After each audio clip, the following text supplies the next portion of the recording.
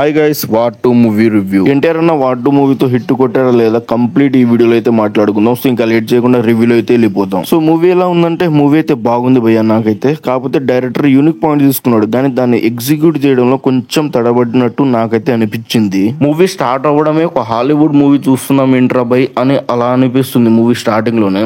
So అది వెళ్తూ వెళ్తూ కొంచెం ఫ్లాట్ గా కొంచెం డౌన్ అయితే అవుతుంది. ఇంటర్వెల్ బ్లాంక్ వచ్చేసి బాగుంది భయ, ఇంటర్వెల్ అండ్ ప్రీ ఇంటర్వెల్ వచ్చేసి. And Hrithik Roshan entry scene అయితే చాలా బాగుంది భయ. పక్కన నక్కలతో నడుచుకుంటూ వస్తుంటే వేరే లెవెల్ అనిపించింది. ఎన్టీఆర్ అన్న కూడా ఎంట్రీ సీన్ వేరే లెవెల్ అనిపించింది.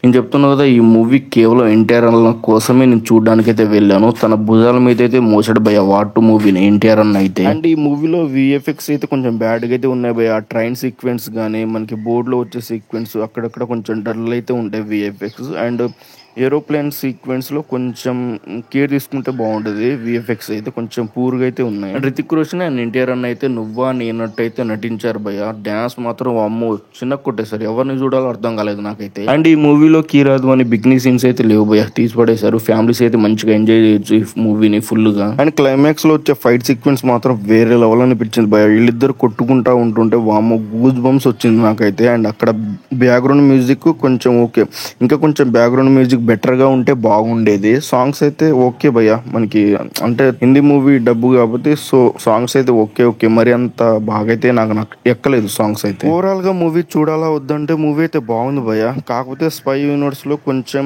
మనకి వార్ మూవీ అలాగే పఠాన్ మూవీ కొంచెం రిఫరెన్స్ అయితే చూసినట్టు ఉంటుంది. అంటే చూసిన మూవీ మళ్ళీ చూసినట్టు ఉంటుంది. కాకపోతే కొంచెం యూనిక్ పార్ట్ అయితే తీసుకోండి డైరెక్టర్, సో అక్కడ మెచ్చుకోవచ్చు.